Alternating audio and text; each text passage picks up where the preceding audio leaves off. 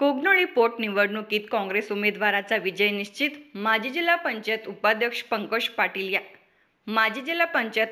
पंकज पाटील यांची पत्रकार परिषद.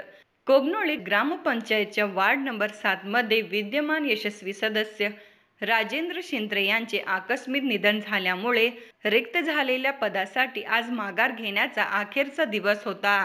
हवे होते ही निवडणूक बिनविरोध व्हायला हवी होती, पण तसे झाले नाही. अखेर निवडणूक लागली. हा वार्ड कायमस्वरूपी काँग्रेस पक्षाच्या मागे राहिलेला आहे. त्यामुळे वीरकुमारजी पाटील ग्रामविकास आघाडीचे उमेदवार भिकाजी सुरेश आवटे यांना मतदार मत देऊन आशीर्वाद देतील असा ठाम विश्वास जळगाव जिल्हा पंचायतीचे माजी उपाध्यक्ष पंकज पाटील यांनी सायंकाळी पत्रकार बैठकीत व्यक्त केला. यावेळी बोलताना माजी जिल्हा पंचायत उपाध्यक्ष पंकज पाटील म्हणाले, मयत राजेंद्र शिंत्रे यांचे भाऊ अनिल शिंत्रे यांनी काँग्रेस पक्षाकडे उमेदवारीची मागणी केली होती. त्यांच्या मागणीला मान्य देऊन त्यांना पुढील संधी दिली जात असल्याचे काँग्रेस पक्षास पाठिंबा दिलेला आहे. लोकसभेप्रमाणे निर्णय. कोगनोळी येथील राष्ट्रवादी पक्षाच्या कार्यकर्त्यांनी, त्यांचे वरिष्ठ नेते व स्थानिक कार्यकर्त्यांनी या निवडणुकीमध्ये काँग्रेस पक्षाला सहकार्य करण्याचा त्यांचा मानस आहे. त्यांनी केलेल्या सहकार्याबद्दल यांचे आभार व्यक्त करण्यात आले. या निवडणुकीमध्ये 23 तारखेला मतदान होणार असून काँग्रेस पक्षाच्या उमेदवाराचा विजय हा निश्चित असल्याचे पंकज पाटील यांनी सांगितले. वार्ड नंबर 7 मधील पोटनिवडणूक लागलेली आहे. आज माघारीच्या वेळेनंतर एकास एक अशी ही निवडणूक लागलेली आहे. या ठिकाणी वार्ड नंबर 7 हा सातत्यानं काँग्रेस पक्षाच्या पाठीमागे कायमपणानं राहिलेला आहे आणि खरं वास्तविक ही निवडणूक लागायला नसायला पाहिजे होती, बिनविरोध व्हायला पाहिजे होती, परंतु नाईलाजाने ही निवडणूक लागलेली आहे. या निवडणुकीची पार्श्वभूमी थोडक्यात मी आपल्याला या ठिकाणी सांगू इच्छितो की या वार्डमधून 3 सदस्य निवडून जातात. त्यामध्ये जनरलमधून एक, जनरल महिलामधून एक आणि SC मधून एक, असे 3 सदस्य त्या ठिकाणी निवडून गेले होते. त्यामधील SC आमच्या गटातून सदस्य राजेंद्र शिंत्रे हे निवडून गेले होते, परंतु त्यांच्या अकाली मृत्यूमुळं ही जागा रिकामी झाली होती आणि पुढच्या 10 ते 11 महिन्यासाठी ही निवडणूक या ठिकाणी लागलेली आहे. एक 2-3 दिवसापूर्वी काही पत्रकारांमध्ये माहिती आली होती की या निवडणुकीमध्ये SC कॅटेगरीतून जे राजेंद्र शिंत्रे निवडून आले होते आमच्या ग्रामविकास आघाडीच्या गटातून, पॅनलमधून, त्यांचा विजय फक्त 30-40 मतांनी झाला आहे, अशा प्रकारची एक बातमी त्या ठिकाणी काही पत्रकारांमध्ये आली होती. परंतु मी आज या ठिकाणी आपल्याला मुद्दाम सांगू इच्छितो की त्या ठिकाणी वार्ड नंबर 7 मधून काँग्रेस पक्षाला सातत्यानं मोठं मताधिक्य कायमपणानं मिळालेलं आहे आणि उद्याच्या निवडणुकीमध्ये सुद्धा आम्हाला निश्चित तिथले मतदार त्यांचा मोठा आशीर्वाद आम्हाला देतील याची आम्हाला आमच्या सर्व सुकाणू समितीला या ठिकाणी खात्री आहे. या बैठकीला या ठिकाणी सुकाणू समितीचे ज्येष्ठ सदस्य आदरणीय KD पाटील सर, आदरणीय बाळासाहेब पाटील गुरुजी, आदरणीय बाळासाहेब कागडे यांना, त्याचबरोबर माननीय अनिल चौगले या ठिकाणी उपस्थित आहेत. आमच्या आघाडीचे उमेदवार भिकाजी सुरेश आवटे हे सुद्धा या बैठकीला उपस्थित आहेत. या बैठकीसाठी इतर सुद्धा सर्व मंडळी आहेत.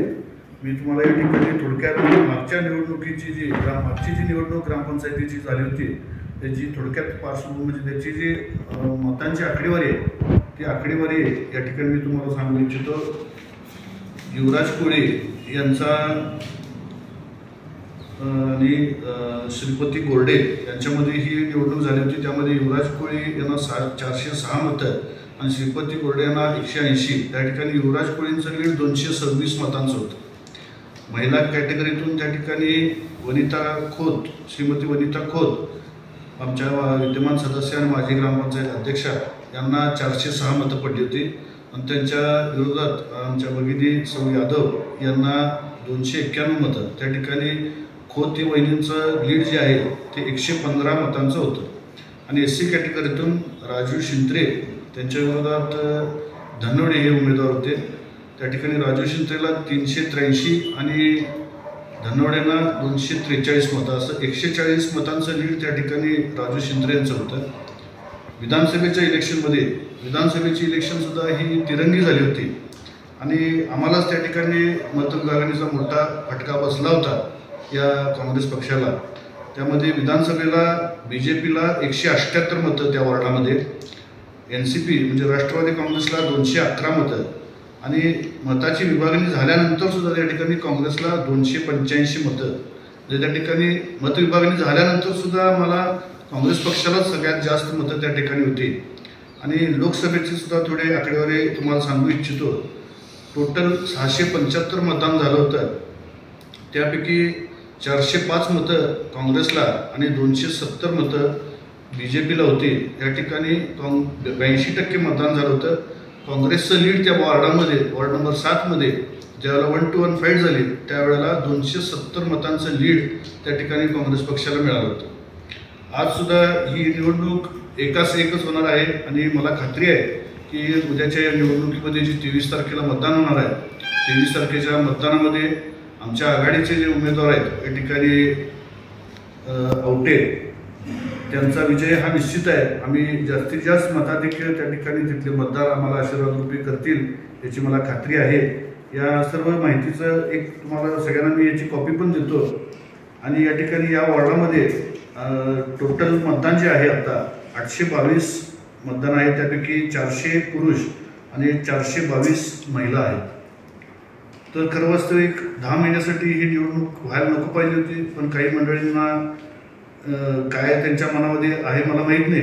परंतु सगळ्याच मतदारांना असू दे, कार्यकर्त्यांना असू दे की गावातील नागरिकांना वेटीस धरल्याचा प्रकार थोडासा होईल. तर ही निवडणूक न लागणं, बिनविरोध होणं ही काळाची गरज होती, जेणेकरून गावामधलं वातावरण जे एक सलोख्याचं वातावरण आहे ते असंच राहिलं असतं. परंतु नाईलाज आहे, इलेक्शन म्हटल्यावर इलेक्शन ही करावी लागणार. आमच्या ग्रामविकास आघाडीच्या वतीनं उद्या सकाळी 9 वाजता याच वॉर्डातील जे हनुमान मंदिर आहे त्या हनुमान मंदिराच्या ठिकाणी नारळ वाढवून प्रचाराचा शुभारंभ आम्ही या ठिकाणी करणार आहोत.